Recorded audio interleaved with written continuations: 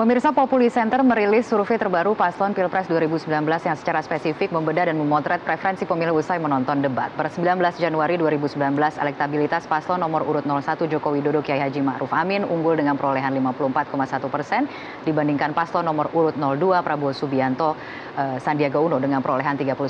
Dan kini untuk membahas lebih jauh mengenai survei terbaru ini, saat ini telah hadir bersama kami, bergabung di studio peneliti Populi Center Afri Madona. Selamat malam, Mas Afri, terima kasih telah bergabung bersama kami.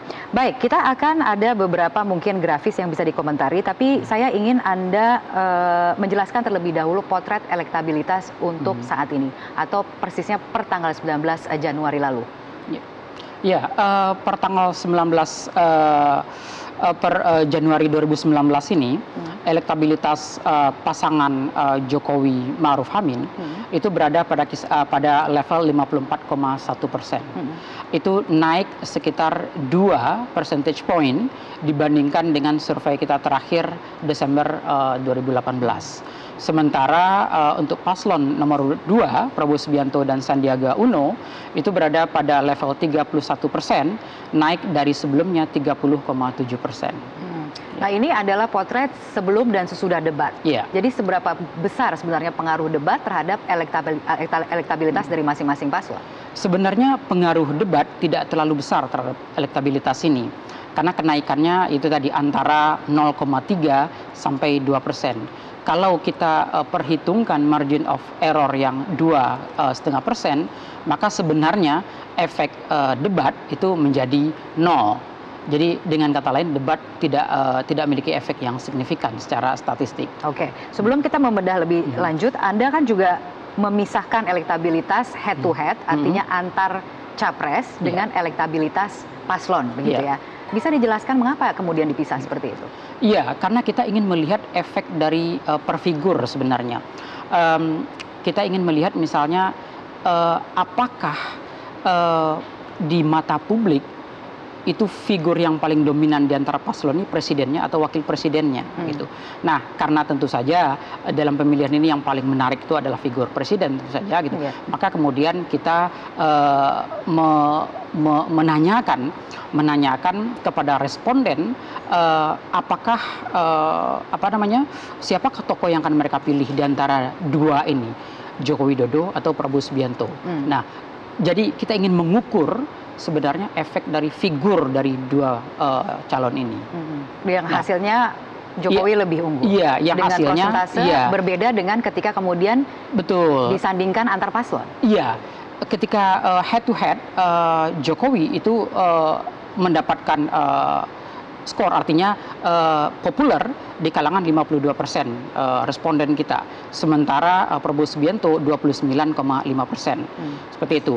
Tetapi kalau kita pasangkan mereka dalam elektabilitas paslon, maka efeknya sedikit lebih meningkat gitu. Jadi Jokowi Kiai Haji Ma'ruf Amin itu mendapatkan dipilih kemungkinan oleh 54,1% responden. Nah, berdasarkan elektabilitas ini ada angka 14,9% begitu yang belum menentukan pilihan. Artinya itu undecided voter begitu. Iya, itu undecided voter. Masih cukup tinggi. Masih cukup tinggi sebenarnya undecided voter ini. Tetapi dengan disparitas yang sangat besar gitu, perbedaan yang sangat besar antara elektabilitas paslon 1 dan paslon 2, sebenarnya undecided ini sudah hampir tidak punya efek yang cukup besar sebenarnya. Ya, karena kalaupun dia diambil oleh Prabowo Subianto misalnya, itu totalnya paling 45,9%, masih cukup jauh rentangnya. Mas Afri, berdasarkan survei terakhir Anda yang Anda lakukan per tanggal 19 Januari lalu, hasilnya adalah undecided voter berada pada 14,9%, begitu. Itu angka yang Anda peroleh melalui survei yang terbaru. Tapi itu kan tidak menjelaskan mengenai fenomena golput gitu. Angka golputnya Anda dapatkan melalui survei ini? Sebenarnya angka golput itu memang tidak terlalu tinggi sebenarnya, sekitar 3%-an sekian, gitu. Yang itu terlihat dari kemantapan pemilih tadi. Jadi yang swing itu sekitar 6-8%, gitu ya. Kemudian sekitar 3% dan sekian persen itu undecided. Nah, selebihnya itu mantap. Mantap, gitu ya. Itu termasuk yang ada survei juga ya, kemantapan berdasarkan pasca menonton debat. Betul. Oke. Betul. Oke. Nah, sekarang bahwa kemudian ada soal kemantapan begitu ya, semakin mantap. Jadi artinya setelah menonton debat, kemantapannya itu bertambah, begitu, semakin mantap memilih salah satu paslon, begitu ya. Nah, kemudian kita bicara mengenai pilihan pasca debat.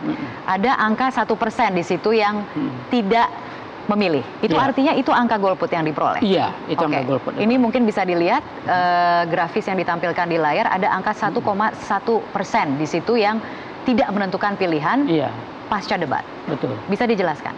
Iya, jadi mereka adalah orang-orang yang memang sudah firm, mereka tidak akan memilih, ya. Tetapi survei ini kan sifatnya cross sectional, artinya kita mensurvei sekarang, ya. Bisa jadi ada persoalan-persoalan besar ke depan yang sangat luar biasa yang kemudian menggerakkan mereka untuk memilih. Jadi bisa saja faktor-faktor situasional akan merubah ini, tapi paling tidak dalam survei kali ini ya ini angka yang kita temukan. Jadi faktor-faktor apa yang nanti akan mempengaruhi kemantapan atau loyalitas lah dari masing-masing pendukung dari paslon ini? Iya. Sebenarnya faktor yang mempengaruhi seseorang untuk mantap dalam memilih dalam banyak literatur kita juga sudah memahami, ya ini kedekatan ideologis sebenarnya. Jadi ketika kecenderungan ideologis pemilih itu direpresentasikan oleh paslon tertentu, mereka akan cenderung memilih itu. Kemudian loyalitas mereka terhadap partai misalnya itu juga akan menentukan, atau party ID seperti itu. Di sisi lain faktor-faktor fundamental seperti perekonomian, ya, kondisi ekonomi itu juga sangat menentukan.